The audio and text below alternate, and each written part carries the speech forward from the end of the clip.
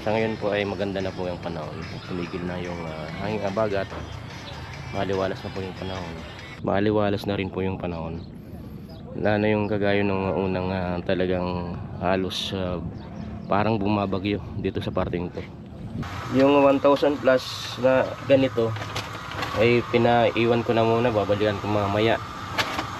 Hindi pala biro-biro yung pag magpapakabit ka ng kuryente, yung installation sa loob ng bahay. Am I really that much handle?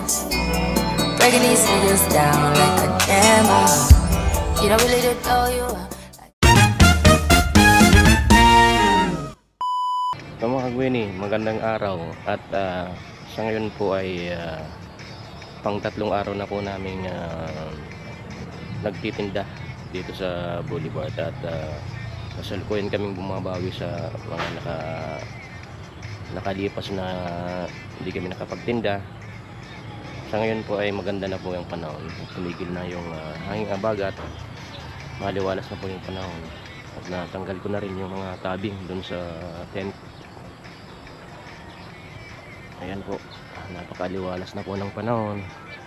Kaya kailangan na naming bumalik ulit sa pagtitinda para makabawi.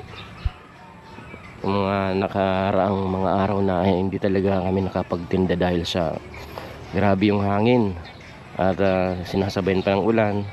Kaya medyo talagang kung sa nalugi talaga yung negosyo. Nahatak pa yung ibang puhunan. Kaya ngayong maliwalas na yung panahon at maganda na, ay kailangan namin bumawi. At sa ngayon po mga kagawin ay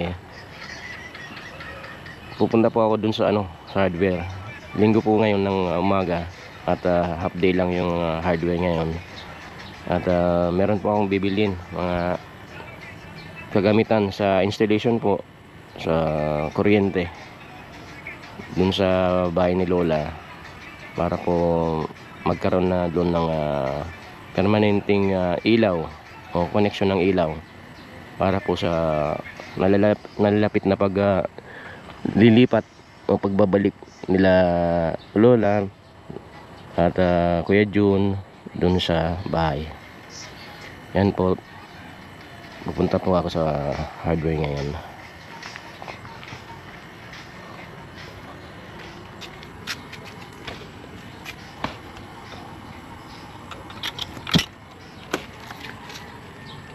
Ay po, ang buhay nga naman talagang dapat hindi ka sumusuko sa buhay. Kahit anong unos ang dumating, kailangan maging matibay ka. Hindi kailangan yung hihina-hina ang iyong kalooban at pananalig sa Diyos. Dahil ika nga sa kasabihan na kung may unos ay lilipas din to. Kung may darating na unos, darating din magandang panahon. Yan po, tanggal na po yung mga kabing dito sa yung itinabing namin dun sa nung panahon na kasagsagan ng hanging abagat. Ayan, at wala na pong kabing. Napakaganda ng panahon. Yung tubig lawa ay na, payapa na po. At iba na rin yung direksyon ng hangin. Ayan. Bumaba na rin yung level ng tubig dito sa Bato Lake. Ayan po. Payapa na po yung hangin. Maliwalas na rin po yung panahon. Wala na yung kagaya ng unang talagang halos parang bumabagyo dito sa parting to. At sana ay bumalik na rin po yung dating sigla dito sa Boulevard,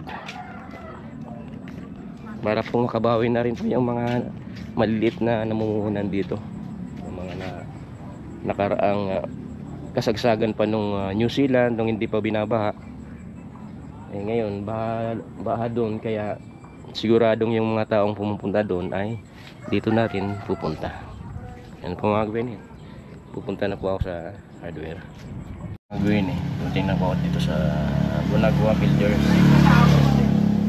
At bibili po tayo ng materialis, kuryente. Yan mo mga kagwene, dumating na po ako ulit dito sa ng bahay ni Gwen. At medyo nag-short po tayo dun sa perang pinambili nitong mga materyales. Mahal pala tong mga gamit na to.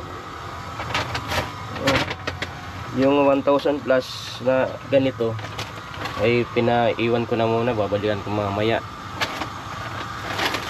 At yung wire, yung 3/4 na duplex ay wala sila. Kaya pupunta ako dun sa ibang hardware na bukas kung baka sakaling meron, saka ako babalik. Medyo mababang biyahe na naman ito mga Gwen eh. Ayan.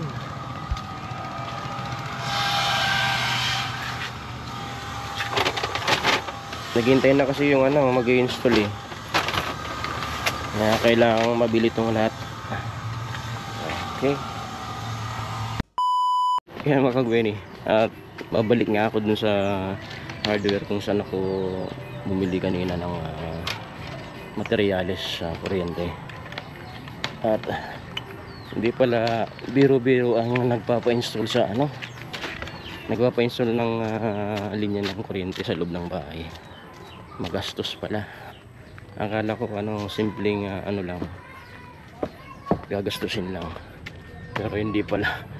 Libo-libo pala yung presyo ng mga materyales. Ayun. Balik ako ulit doon. Yung iniwan ko ay yun, 1.3 plus. Yun yung wire na kung saan yun ang ilulusog dun sa pader na magiging connection ng mga outlet, ilaw, at sa yung switches. Ayun. Kaya importante din yun na mabili. Tapos mahuli na lang yung yung wire, yung 30 meters wire, yung puti. Kasi wala pang budget si Gwen, medyo kinapos. Ayan po, mabiyahe na po muli tayo mga Gwen eh. Kung sa ako makawak ng normal dito sa GoPro kapag nagbibiyahe sa Boulevard ay talagang halos wala nang nagtitinda. Mangilan-ilan lang kami. Pero kung babalik ulit sa dati yung sigla nitong Boulevard, siguro mapupuno na naman to. Kasi yung project parang next year, yung papatuloy nitong Boulevard ay parang next year pa nada. Kaya medyo tagal-tagal pang pagtitinda hanggang tapos ng taon na to.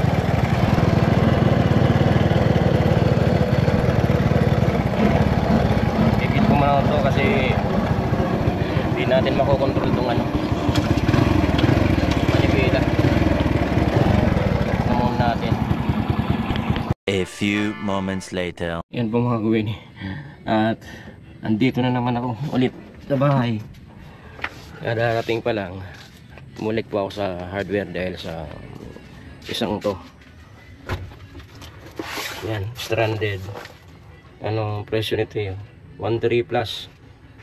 Tapos yung malaki nito, yung isang kahon kanina ay 4,000 plus. Kaya talagang nasabi ko kanina, hindi pala biro-biro yung pag magpapakabit ka ng kuryente, yung installation sa loob ng bahay.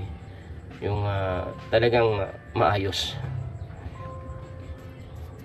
Nana kung yung gagawa talagang mabusisi sa mga materyales, ipipili niya yung mga mamahaling materyales kasi mas matibay pag mahal. Yan po. Tsaka pala dahil linggo ngayon, mga 2 linggo na rin kami hindi naglalaba. Kaya bumili rin ako ng sabon. Maglalaba ako kasama ni ate mama. Yun. Ito yung linggo namin. 2 linggong labahan. Yan po. sabon at yung natirang yung wire,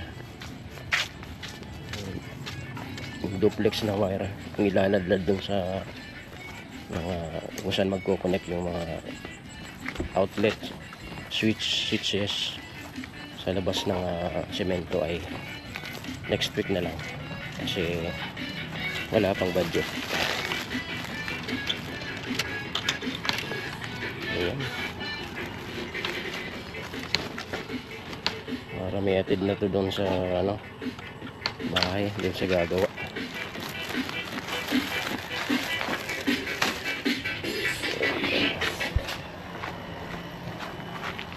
Tayo dun sa bahay na lola.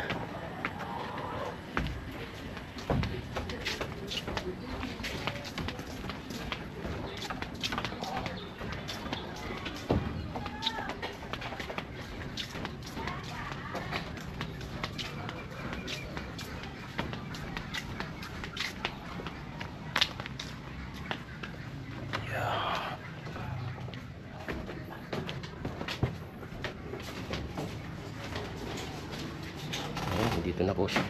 Magawa na po ano. Ay. Kung pala niya gaya-gaya presyo kito na. Kung niya gaya-gaya. Ay, di pa so. Fresh milk kaya nagpasadi. 4,000 plasan. Ano? Oo. Ay, kamahal na pa. Ano pa ya? Maray kaya klase? Brand. Oo, maray na klase. Depende sa brand. Maray na klase. Ate 1.3 plus. Maray kaya klase yan. Ano nga kasi pa? Kulang po. Usag na karton. Kaya nga nagpapaka naman sabi. Lalo, di ka mo lang ang bata. So rinugan ko na dito. So switch. Siptakol saka sulok. Kaya ko na sa naman kaya. Tasali sa naman. Ito. Papalay ka sa ito. Ako ipapapakayat. At sinisimulan na ni Ronnie yung pag-install ng mga wirings para sa kuryente dito sa bahay nila. At ako'y babalik na muna dun sa bahay kasi may tinatanong siya Ari nag-ano sa aircon? Sari? sa loob. Sari po batang banda. Iso, parang pwede ako sungawan ka di. Sadi? Buko magay nakasagad sito. Ay, buko. Katal ito. Ha? Katal. Baka siton mo. Ay, sito. Ay. Butang tanah sa abang sa. Butang tanah sa abang sa. Pasad na breaker. Kung sa breaker. Ito.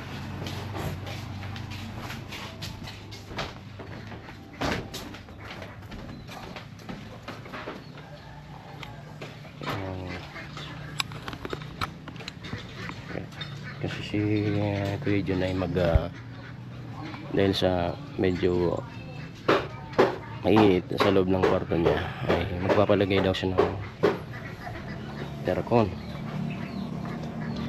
Kaya yung installation ay magpapaano siya ng outlet din para sa aircon. Siya naman ang igagasto nun.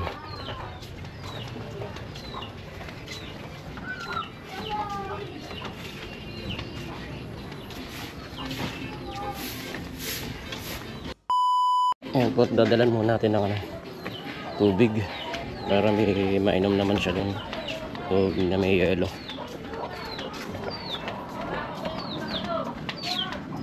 Tapos itong breaker, magiging breaker dun sa bahay ay tatlo. Dalawa dun sa labas at saka isa sa loob ng kwarto ni Kuya John.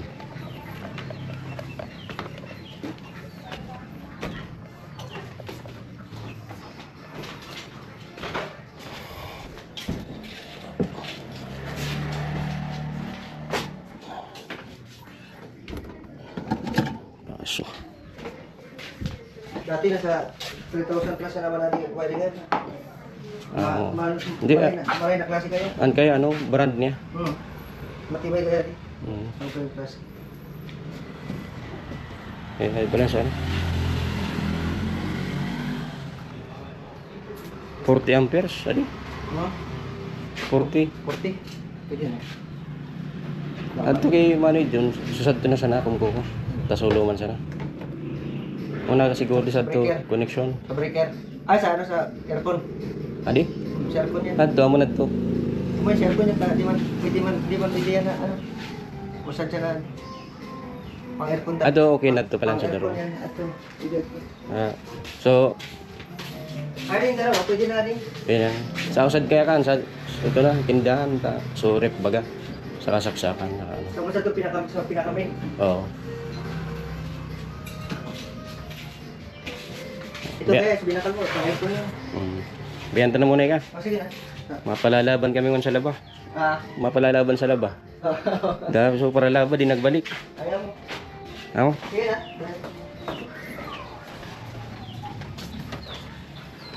Oh. At, siya na muna bahala dyan.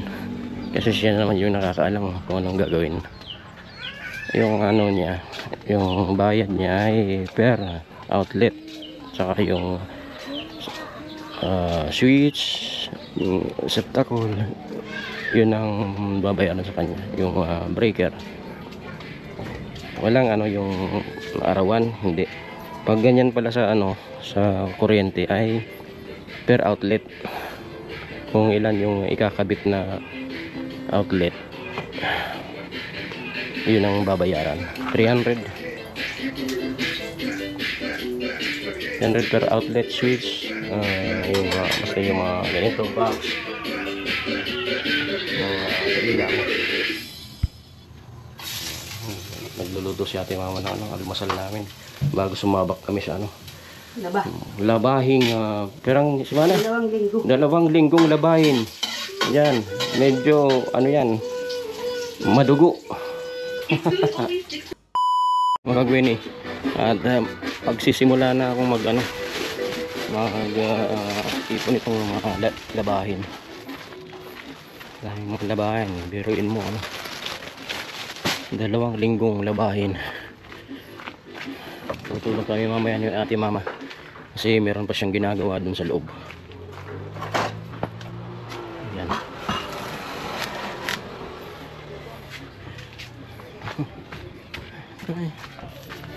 Mga lalaban. Ayun, saan tambak na labahin galing dun sa kabilang bahay kasi kami pa yung nagla yung sa ano, sinasakop na ng laban sa mga laban nila sa labalo. Sila Colin at Kuya June para na makabawas sa mga gagawin nila. Ayan, ano na ako ng tubig. Kanina kinuha namin Edwin yung ano, washing machine dun sa kabilang bahay kasi nung kasagsagan nung abagat ay medyo panik yung dalawa, si Gwen saka si ate mama, sa okay, mga upuan at saka yung ibang gamit. Kaya rin yung washing machine ay punta dun sa kabilang bahay. Kaya parang nahihilipat kasi maglalaba kami. 2 linggo na kami hindi naglalaba eh. Yung naglalaba kasi sa amin ay hindi pumunta. Ayaw ng pera. Nangangailangan ng pera pero ayaw ng pera. Kaya kami na lang maglalaba. Okay.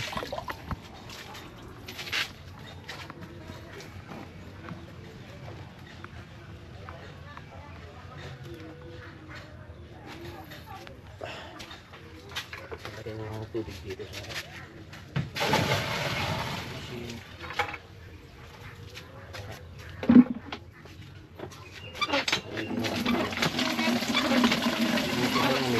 May na dito, napakalakas ng tubig eh.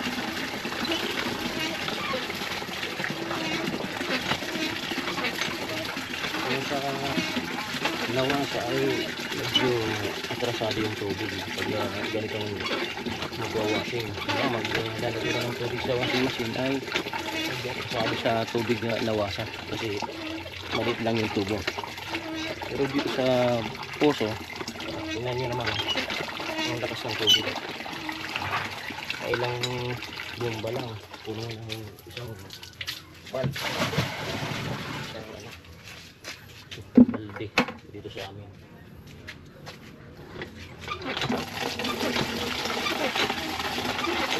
Ngayon lang may mga napakabait na taong nag-i-sponsor sa mga talagang gamit. Kaya dyan ako pabili yung mga gawain natin. Shoutout po sa mga sponsors. Jojo, Manibi Vlogs.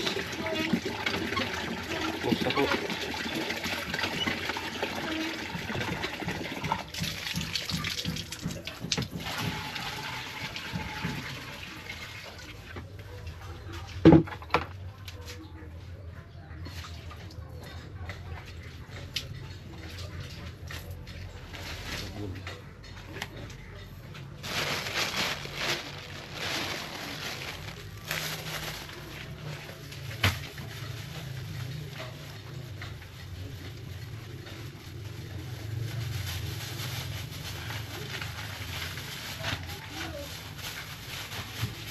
Pabrika, sabon. Kailangan dyan.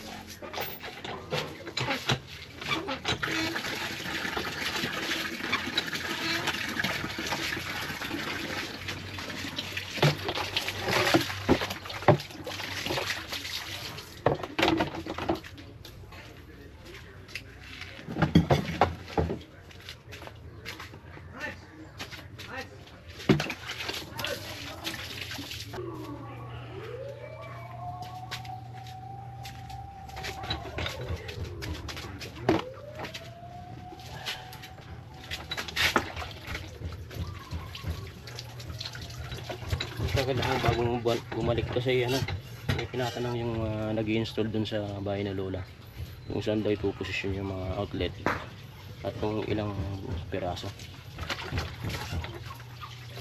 Ilang piraso dun sa kwarto ni Kuya Joe at saka dun sa nipipwesto dun sa labas yung mga outlet. Okay na. Kakabili siya ng square box para daw sa connection. Maya saglit ako pag tapos ng isang salang ay habang nag-ano yung isang salang ay nasaglit muna ako dun sa audio. Bibili ng square box. Gagamitin mo.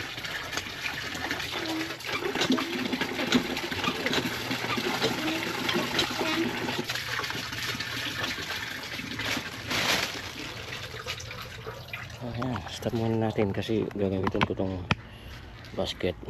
Ano yung mga labahan. Yan mga kagweni. Yan yung labahan ko.